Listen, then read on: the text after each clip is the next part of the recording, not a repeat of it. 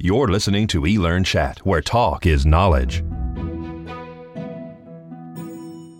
Hello and welcome to eLearn Chat, our new podcast featuring prominent leaders, shakers and movers in the e-learning and training industry. My name is Rick Zanotti, and I'll be your host for these chats. This is part 3, our final part of the interview with Trish Uhl of Owl's Ledge. I hope you found it enjoyable and fascinating. Now, how much of the CPLP deals with e-learning? So under designing learning is really where you get a first taste, and that area of expertise is where you get into some of the learning technologies. And there was a refresh of the competency model that was done in 2007. And one of the things that they changed was really, instead of talking about e-learning so much anymore throughout the substantive content of the competency model, it's more talking about learning technologies in order to really broaden the scope and take into account some of the social media tools like Twitter and Facebook and LinkedIn and so on and so forth, wikis and all the rest. So from a learning technology standpoint, and e-learning specifically, there's actually a learning technologies element that's throughout all 9 areas of expertise. But really a lot of the concentration of the base material is in that first designing learning piece. But one of the requirements under the managing the learning function is that you as a manager of the learning function in whatever organization you serve need to have a working knowledge of the different learning technologies that are available and the appropriate uses thereof, so that you can help your organizations and the people that work for you make strategic decisions on when it's applicable to use and leverage those technologies. So, Trish, where do you think tools like Second Life, Twitter, LinkedIn, how do you think they apply to training and what we're doing in today's day and age? A lot of people are talking about we must have social media, but the reality is the average customer service rep or the person in a company who's being trained doesn't have access to this and won't, for obvious reasons, because they're on the phones a lot. Where do you see this fitting the most? You know, it's a good question, and I've always been a believer of the right tool for the task. And, what's interesting to me is Training Magazine recently ran their first virtual Training World Conference, which was held entirely in a virtual environment. It was really an interesting event to attend. And this was one of the presentations that was delivered. And the woman who was delivering the presentation was, I believe she was from Brandon Hall.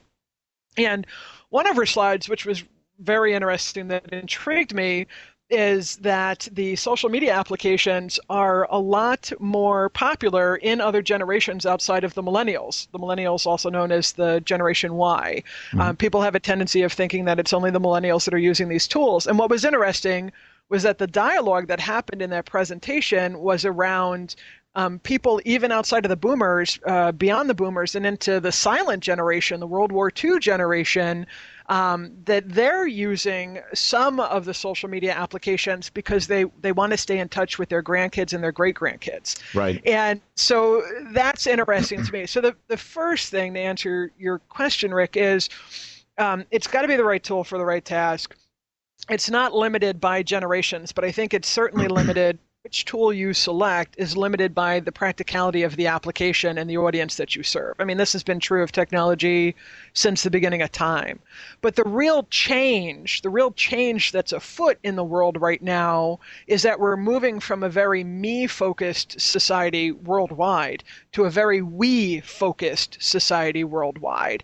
And so one of the things, if you listen to my language from what I just said, the discussion in the presentation used to be you didn't have a discussion in a presentation. You had somebody who was a person of authority who stood up in front of a room and pushed material out to an audience. And as an audience member, you simply received it. What's happening now, not only in our digital presentations, but also happening in the analog world, sitting in a conference room, is that it's the lines are blurred. And it's as much about learning from the person who's at the front of the room as it is from learning from your peers who are with you in the room. And so it's this give and take of information. Now, that's very interesting. I've had this discussion with people before that we're equalizing everybody in some respects. And as a result, to a point, we're also losing expertise. To some degree, To some I think degree.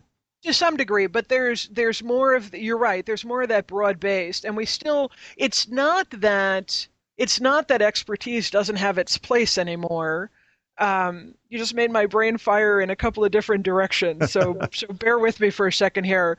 The first thing is this: we in an industrial age society, when we were pushing towards the mainstream, when we were pushing towards the middle of a population, siloed expertise in any given area was something that was rewarded. So, for instance, you and I both share a background in IT. And so it used to be sufficient that somebody who was very technology savvy, we all joked about the programmers that would rather be moles in a dark room communing with the machines than having to have anything to do with people. That's right. You throw them beef under the table. Right, you throw them beef or pizza under the right, exactly. Yep. And make sure that nobody ever opens the door. And people that were, really technology savvy like that, it worked in those environments. Like, we could support people that had that level of expertise, and their brilliance or their talent was such in that focus area that it was okay, that we could reward them for doing that. And regardless of profession now, it doesn't play out like that in the world anymore. People need a much broader base in which to function in their day-to-day jobs. In addition to having some kind of specialized area or areas that they've got some real savvy in. So, for instance, it's no longer sufficient just to be technically good, meaning you can't just be an instructional designer. If you're just an instructional designer trying to serve your organization, whether you're an external consultant or an internal consultant, because if you're employed as a W-2 employee, believe me, it's more of that consultant frame of mind now than it is an order taker. You've got to be able to facilitate meetings. You've got to be able to communicate with people up, out, down, and across. You've got to be able to identify stakeholders. So it's no longer sufficient just to be technically good. And so we, as a society and professions across the board, including learning, are starting to evolve into that. We need a broader base of these skills, and we need to have specialization in different areas. But just being a sole expert in one area doesn't quite seem to work anymore. And so that's getting expressed in these conferences and in the learning environment as well. Tell us what your websites are. I think you have 2 websites right now, and also give us your Twitter ID so people can also follow you. I've got 2 Twitter IDs. So the one that's me, that I post a lot. I do a lot of commentary about the learning and performance industry, and that one is at Trish Uhl. So it's TRISHUHL. And my second Twitter ID, which is myself and then also sometimes my staff, is at CPLP Coach. And that particular ID is very much focused on helping people that are interested in the ASTD competency model and the Certified Professional in Learning and Performance credential. Yeah, and on the web, cplpcoach.com is the best site if you want more information about the ASTD competency model.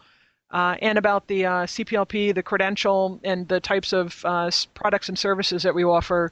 On the other website that we have is our company website, which is Owl's Ledge, which is OWLS-LEDGE.com. And one of the other offerings that we have is actually for people that it's for accidental project managers. So if you go to accidentalprojectmanager.com, you'll also get to us. And that's for people that have to, they're not project managers by trade, but they're learning that in their day-to-day they have to manage projects. And they've been punished, in other words. They've been punished, right, exactly. You have now been, welcome to purgatory. So yep. We've got some materials there that help people really start to frame up what we call the discipline of project management with the art of working with people. So those are some places that you can find us. Well, that is great. You're a fascinating person, very interesting to talk to, and we definitely wish you luck with your endeavors, and have a very good 2010. Thanks so much, Rick. Need help with your e-learning development? Visit www.relate.com.